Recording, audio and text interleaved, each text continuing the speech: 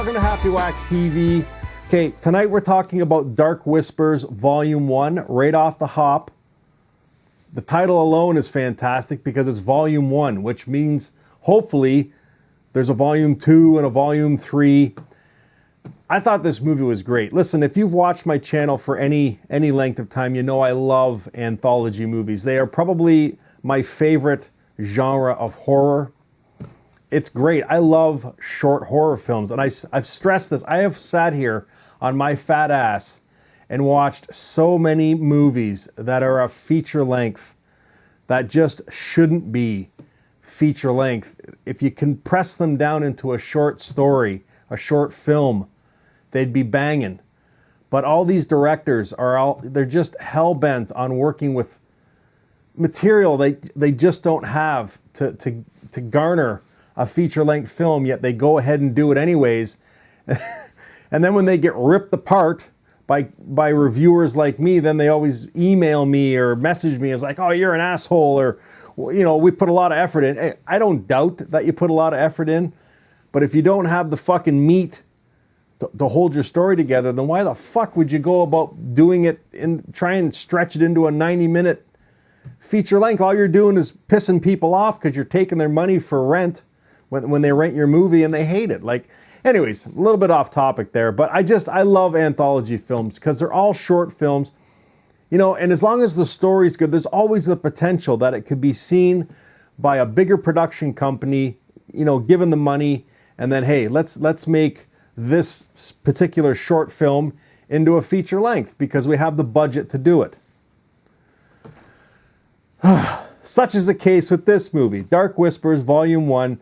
It's 10 short stories, well, 11 if you consider, go with the wraparound story too, but 10 short stories, all directed by women, and it's all Australian, and I thought it was fucking fantastic. So I'm going to be very quick here. Listen, with anthology films, I mean, it's always the same thing, okay? You're going to get some stories that are awesome, and then there's other stories that aren't so awesome. You know, some might be the style that you really like, so you really, you know, go to, you know, that style, and then there might be other ones where you just don't like that style and you don't like them. So you're always going to get good and you're always going to get bad. For me with anthology films, as long as the good outweighs the bad, then that's a win for me. I mean, if I sit down and watch a 10, you know, short filmed anthology, such as the case here, if you know, 6 or 7 of them are great and 3 of them are shit, then that's a win.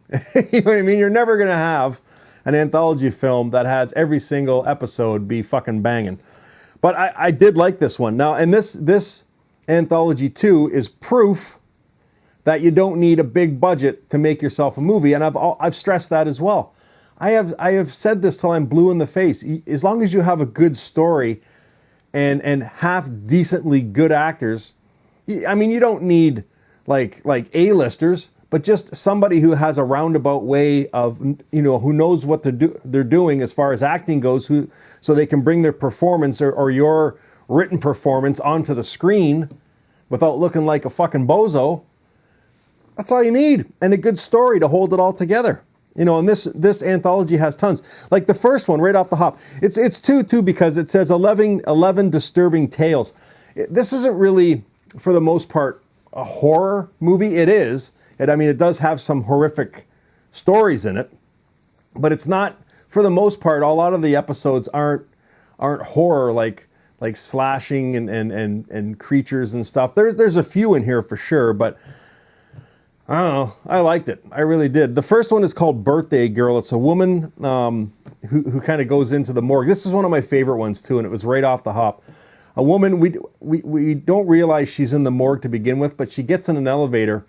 And she starts at, I think it's floor 13, and she starts going down. And this girl appears in the elevator, and we find out that it's her daughter. And every floor, the floor stops on, like 8, 7, you know, 3. The girl asks, you know, what do we do for my birthday? And that's what this one's called. It's called Birthday Girl.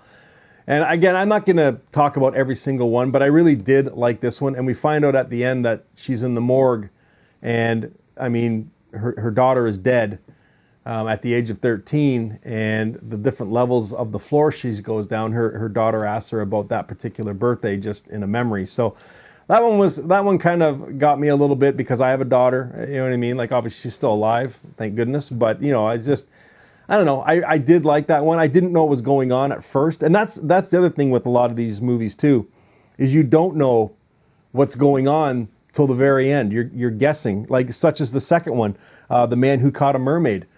Like you know, for the first half of this movie, I was thinking, how the fuck did this guy get a mermaid, first of all?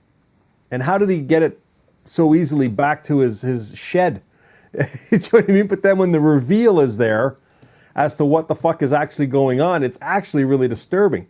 Like this movie, this short film almost plays as a comedy up until the point of the reveal. And you're like, whoa, hold on a second here. So that was one of my favorite ones too. I really thought that one was, in fact, I could see that one actually getting made into a feature-length film. It has the meat to actually go the distance. So there's other great ones in here too.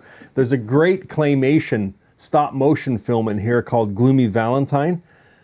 You know, the story may not, I don't know, it's kind of a little hard to follow. Very artsy, you know what I mean? But the claymation is fantastic. I love that style of animation. Watch Me is a great one, is a really cool story, a very short, I think it was only like maybe 3 or 4 minutes long, about this woman who, if she's not constantly be watched, if she's not constantly, Jesus Christ, use your fucking words, Myron. God. If she's not constantly being watched, either on social media or someone actually physically watching her, then bad things will happen to her. I don't want to tell you what happens, but it was a great story, a cool, short, quick story. You know, not a lot of money went into it. Didn't have a huge budget, but I fucking like that one. There's one in here called Storytime. I feel it might have been the weakest one out of the bunch. I didn't really care for that one. The Ride was another one where it was one of the weaker ones in the story. Like it told a good story, but you could see what was coming a mile away. It had racial tones to it, which didn't mean whether I liked or disliked it. It's just the final outcome of what was going to happen. I mean, you could see it early on in this short one, so I didn't really care for that one too much. White Song was really good. I could see that one actually getting made into a movie too. It's about the story of a woman who lost her husband in a car crash, but it tells the story not only of the woman, but also of the spirit that is coming to help the woman kind of cross over when she decides to do what she's going to do, sort of thing. So, and you learn the spirit's background too. So I like that one. I thought it was really cool. I could see that one getting picked up and made into a movie. Grills was really cool. I thought that one was a little different.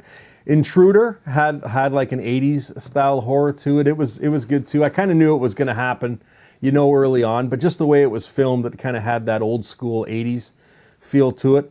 The wraparound story itself was kind of weak. It's more or less just a woman coming to her parents' house after her mother has passed away, and she's going through the belongings of the house, and she comes across this book that her mom had, this Dark Whispers Volume 1, and she starts reading it out of curiosity, the different stories, and then after each story is over, you get like a carry-on of the movie, whether it's visual or you hear something, which was kind of cool. But by the end of it, she's reading it because she has no choice but to read it. But the wraparound story itself was really weak as well. But there's like 6 really strong stories in this film, and again, they're not overly big budget films, but they're kind of cool little short stories, well acted. This is definitely worth a watch. And it's Australian. I mean, I love Australian horror movies and what they bring to the table. I've seen a lot of Australian horror, and, much like an anthology film, the good far outweighs the bad. So I was impressed with this movie. To give it a rating, I would probably give it a 7, 7.5. I really did like this film. Again, it's not going to be for everyone.